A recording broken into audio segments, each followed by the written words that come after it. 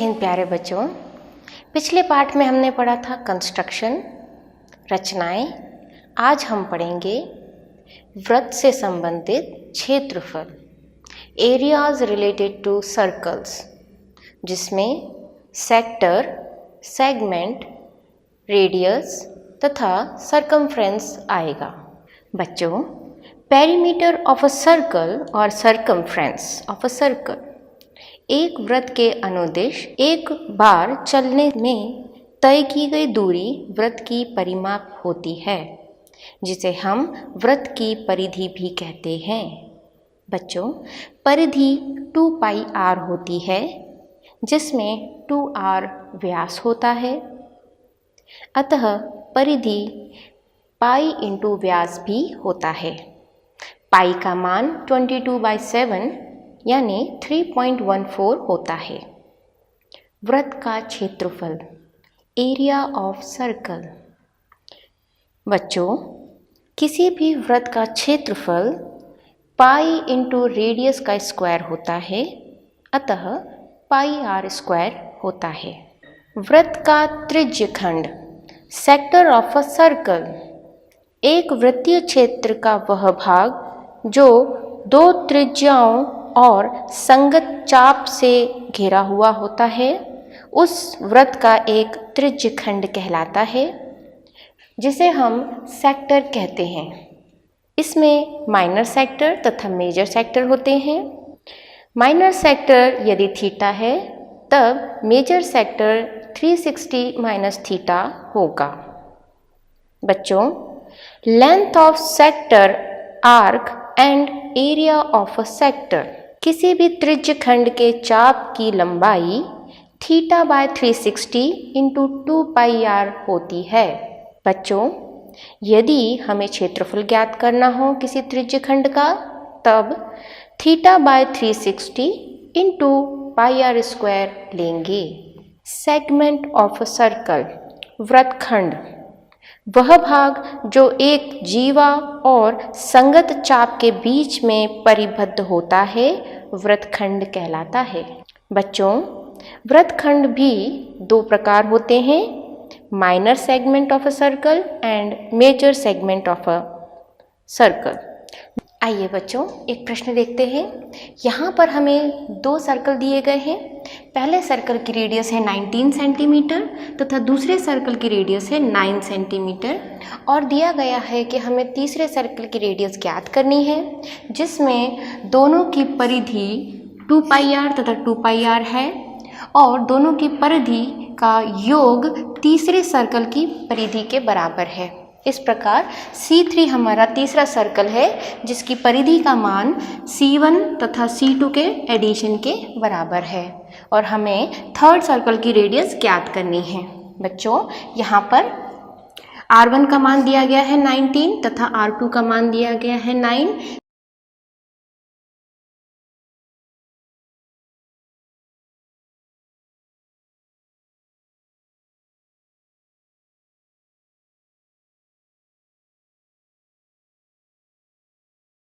First and second को add करने पर, by adding first and second, we get third circle circumference C3।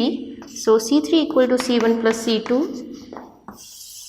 यहाँ पर C3 का मान रख दीजिए 2πr3 = C1 का मान है 38π, C2 का मान है 18π।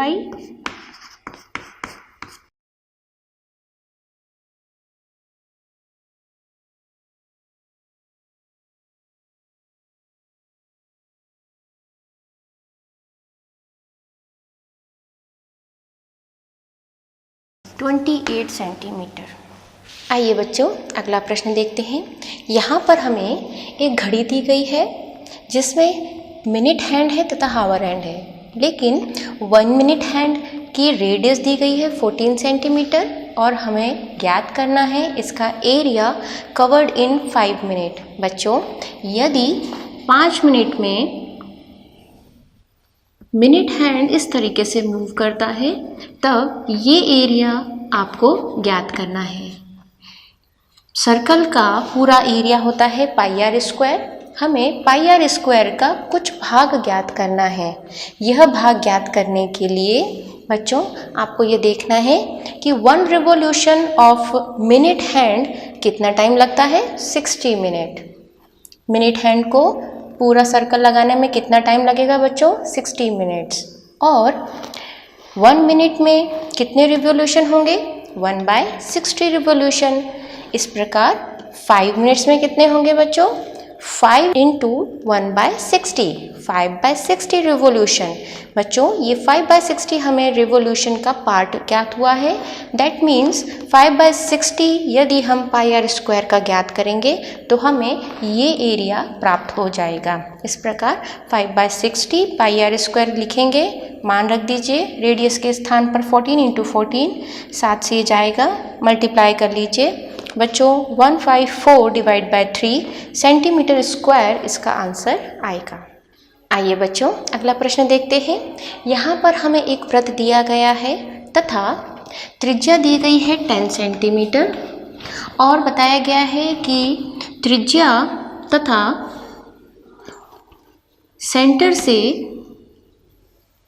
इस प्रकार 90 डिग्री का एंगल बन रहा है। बच्चों 10 सेंटीमीटर का अपनी रेडियस है तथा यह कोण 90 डिग्री दिया गया है और हमें एरिया फाइंड आउट करना है। बच्चों सेगमेंट का फॉर्मूला होता है r² pi theta divide by 360 minus 1/2 sine theta. बच्चों मान रख दीजिए।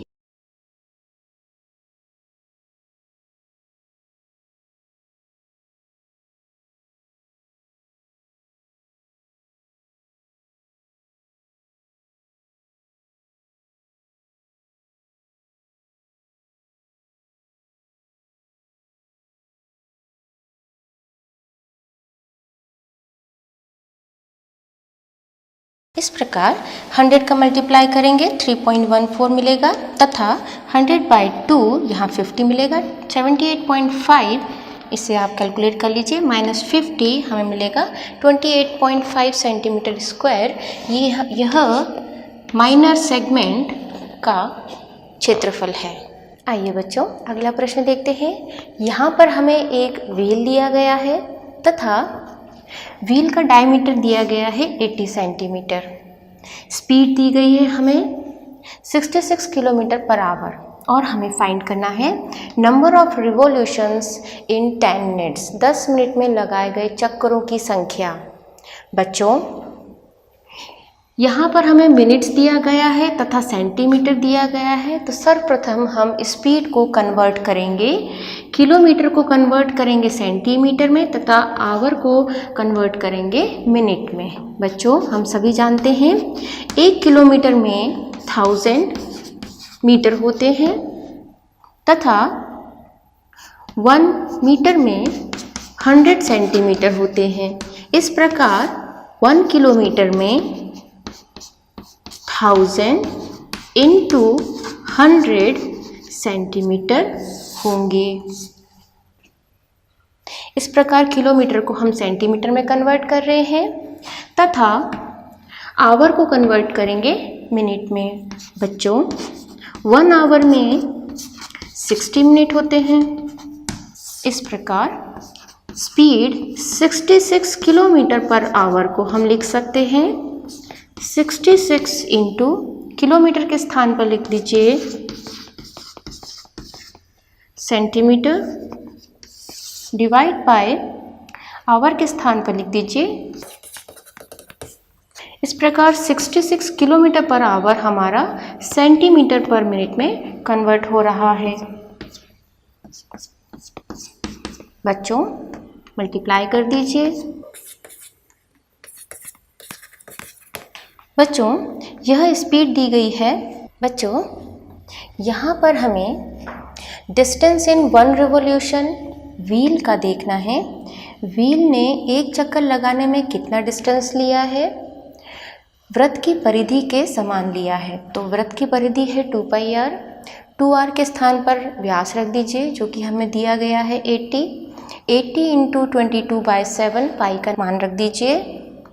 मान रखने पर 1760/7 सेंटीमीटर आपको प्राप्त होगा। बच्चों, यह डिस्टेंस है एक रिवॉल्यूशन में जो कवर किया है।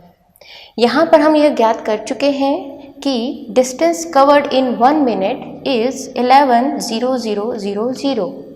बच्चों, टोटल नंबर ऑफ रिवॉल्यूशंस ज्ञात करने के लिए distance covered in 10 minutes divide by distance covered by wheel in 1 revolution. मान रख दीजिए। यहाँ पर मल्टीप्लाई 10 करेंगे क्योंकि 10 मिनट्स का हमको मल्टीप्लाई करना है, डिवाइड बाय 1760 डिवाइड बाय 7 ऊपर आ जाएगा। कैलकुलेट करने पर हमें x प्राप्त हो रहा है 4375 चक्करों की संख्या, नंबर ऑफ रिवॉल्यूशंस। बच्चों, आइए हम अगला प्रश्न देखते हैं। यहाँ पर हमें एक ब्रूच दिया गया है जिसमें हमें कुल उपयोग में आए हुए तार की लेंथ ज्ञात करनी है। बच्चों, सर्वप्रथम ब्रूच में उपयोग हुई चांदी के तार की लेंथ होगी इसकी परिधि। तो आप सबसे पहले इसकी परिधि ज्ञात कर लीजिए, 2πr। हमें डायमीटर दिया गया है, अतः पाई इंटू 2r डायमीटर होगा। मान रख दीजिए 22/7 डायमीटर के स्थान पर 35 इसका मान आएगा। यह बच्चों हमें सरकमफ्रेंस प्राप्त हो रही है, वृत्त की परिधि प्राप्त हो रही है। 110। बच्चों, यहाँ पर हमें 110 मिलीमीटर प्राप्त हो रहा है सरकमफ्रेंस ऑफ सर्कल, तथा वायर जहाँ यूज़ किया है इसकी कुल लेंथ होगी 5 इंटू 35 175। दोनों को ऐड करने पर हमें प्राप्त हो रहा है 285 मिलीमीटर। बच्चों, total length of silver wire 285 millimetre प्राप्त हो रही है। बच्चों, यहाँ पर दोनों को ऐड कर देंगे तब हमें total length of silver wire प्राप्त होगी 110 प्लस 175 285 मिलीमीटर। आइए अब देखते हैं area of each sector of ब्रूच। बच्चों, सर्कल का टोटल एरिया होता है πr²। टोटल एरिया मान रखने पर 22/7, r के स्थान पर 35/2 रखेंगे क्योंकि डायमीटर दिया गया है। 35/2 इंटू 35/2 सॉल्व करेंगे 1925 डिवाइड बाई 2 मिलीमीटर स्क्वायर। बच्चों, यहाँ पर टोटल एरिया πr² है और इस सर्कल में टोटल नंबर ऑफ डिविजन्स 10 हैं। इस प्रकार एरिया ऑफ 1 सेक्टर अगर हमें फाइंड आउट करना है तब 1 डिवाइड बाई 10 से मल्टीप्लाई करेंगे। 1925 डिवाइड बाई 2 इंटू 10 हमें प्राप्त होगा 96.25 मिलीमीटर स्क्वायर। आइए बच्चों, अगला प्रश्न देखते हैं। यहाँ पर हमें एक अम्ब्रेला दिया गया है तथा यह अम्ब्रेला 8 इक्वल पार्ट्स में डिवाइडेड है। अम्ब्रेला को यदि हम ऊपर से देखें तब यह इक्वल 8 पोर्शंस में डिवाइडेड है। यहाँ पर रेडियस दी गई है 45 सेंटीमीटर। किसी एक सेक्टर का आपको एरिया फाइंड आउट करना है। बच्चों, फॉर्मूला लगेगा θ/360 इंटू πr²। यहाँ पर हमें 360 डिग्री दिया गया है परंतु थीटा ज्ञात नहीं है। आइए देखते हैं कैसे इसे फाइंड आउट करेंगे। यह पूरा वृत्त 360 डिग्री एंगल बना रहा है सेंटर से और इसके टोटल नंबर ऑफ डिविजन्स 8 हैं। इस प्रकार यहाँ पर एंगल फाइंड आउट करने के लिए हम 360 डिवाइड बाय जो डिविजन्स हैं 8 इक्वल डिविजन्स उसे डिवाइड कर रहे हैं। हमारा वैल्यू आ रहा है 45 डिग्री। इस प्रकार हम ये कह सकते हैं कि दो वायर्स के बीच में जो एंगल बन रहा है वो 45 डिग्री का बन रहा है। मान रख दीजिए। मान रखने पर एरिया होगा 45 डिवाइड बाय 360 इंटू 22/7। आर का मान रख दीजिए 45 इंटू 45। बच्चों, इस प्रकार हमारा मान आ रहा है 22 इंटू 2025 डिवाइड बाई 56। कैलकुलेट करने पर 22275 डिवाइड बाई 28 सेंटीमीटर स्क्वायर। यह हमें एक सेक्टर का एरिया प्राप्त हुआ है। आइए बच्चों, अब अगला प्रश्न देखते हैं। यहाँ पर हमें दिया गया है कि ABCD एक स्क्वायर है तथा ABD व BPC सेमी सर्कल है।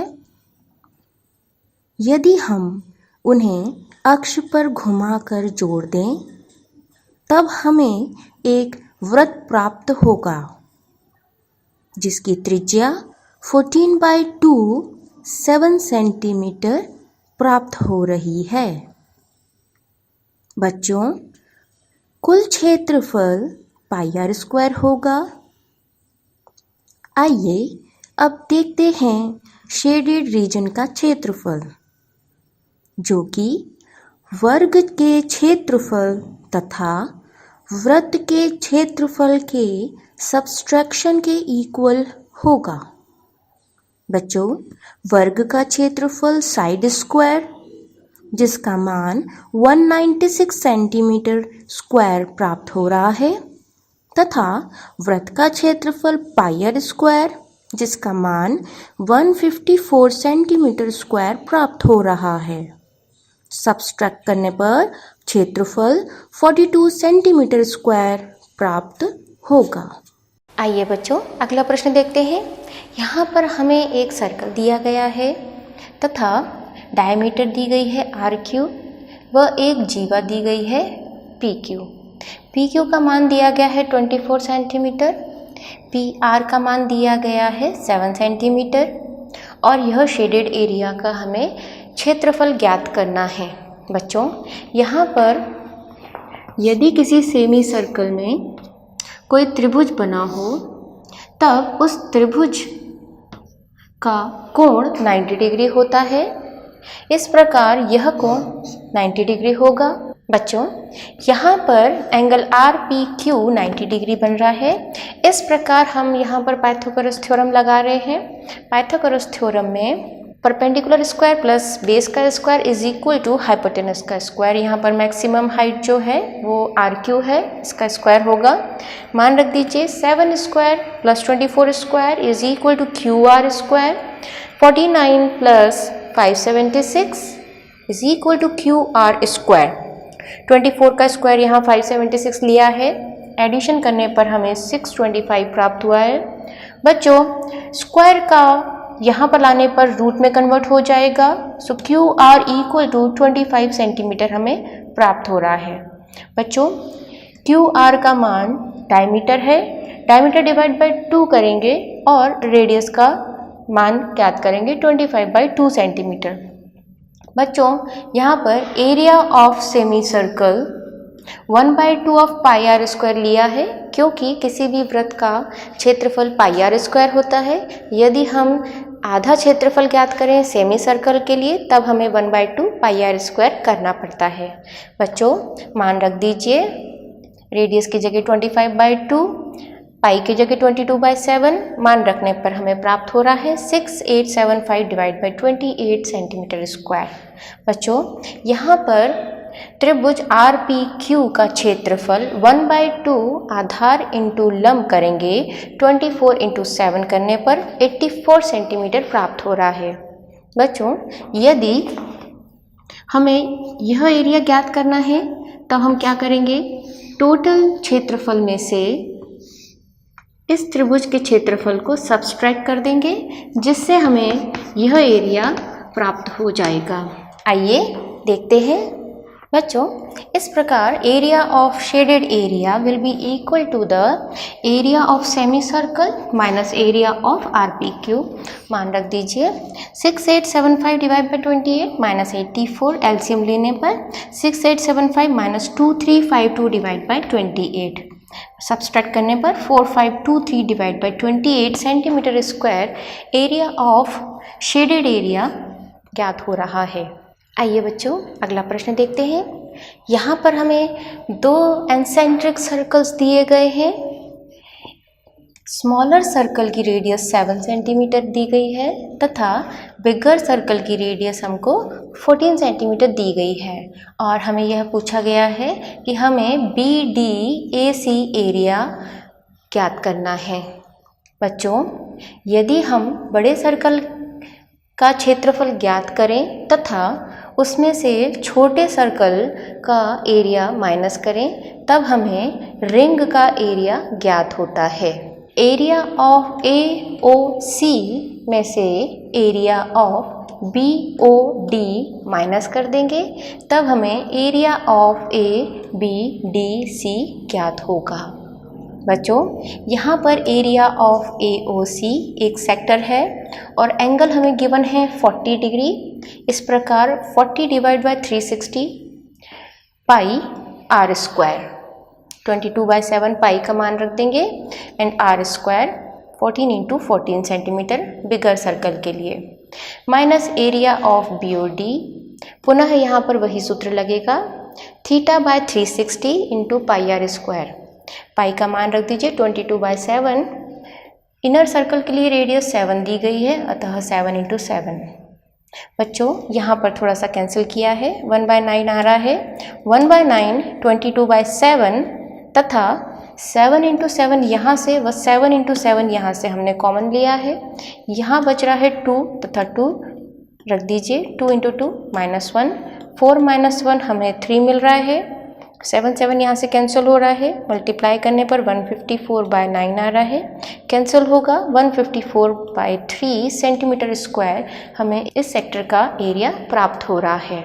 बच्चों, यहाँ पर यह बात ध्यान देने योग्य है, यदि प्रश्न में 2 एनसेंट्रिक सर्कल दिए गए हैं और हमें केवल रिंग का क्षेत्रफल पूछा गया है तब हम इनर सर्कल का एरिया निकालेंगे पाई R स्क्वायर तथा आउटर सर्कल का निकालेंगे पाई R स्क्वायर। आउटर सर्कल के एरिया में से इनर सर्कल का एरिया माइनस कर देंगे, पाई R square minus pi R square. यहाँ पर R आउटर सर्कल की रेडियस है तथा स्मॉल r इनर सर्कल की रेडियस है। पाई R square minus pi R square करने पर हमें रिंग का क्षेत्रफल ज्ञात हो जाएगा।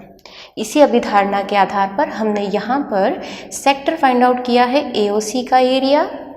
सूत्र हमने लगाया है θ/360 इंटू पाई R स्क्वायर और इसमें से हमने BOD के सेक्टर को माइनस किया है। आइए बच्चों, अगला प्रश्न देखते हैं। यहाँ पर हमें एक घास का मैदान दिया गया है। घास का मैदान वर्गाकार है तथा मैदान के किसी एक कॉर्नर से रस्सी द्वारा किसी एक घोड़े को बांधा गया है। बच्चों, यहाँ पर यह रस्सी 5 सेंटीमीटर की दी गई है। रस्सी की मैक्सिमम लेंथ दी गई है 5 सेंटीमीटर। बच्चों, यदि यह आर्क यानी चाप किसी सर्कल का भाग है तब इस सर्कल के इस भाग का क्षेत्रफल हमें ज्ञात करना है। हमें यह ज्ञात करना है कि घोड़ा उस मैदान में कितने क्षेत्रफल की घास को खा सकता है। बच्चों, यहाँ पर इसी प्रश्न में 10 मीटर की घास 10 मीटर की रस्सी के लिए भी हमें वह क्षेत्रफल ज्ञात करना है तथा दोनों के बीच में अंतर भी ज्ञात करना है। आइए अब प्रश्न देखते हैं। यहाँ पर हमें प्रथम चरण में area of this sector will be equal to, बच्चों यहाँ पर यह एंगल 90 डिग्री दिया गया है अतः फॉर्मूला है θ/360 into pi R square. Theta के स्थान पर 90 रख दीजिए, 90 डिवाइड बाय 360 इंटू 22/7। बच्चों, रेडियस यहाँ पर 5 दी गई है क्योंकि रस्सी मैक्सिमम 5 सेंटीमीटर तक जा रही है। 5 का स्क्वायर कर लीजिए, मान रखने पर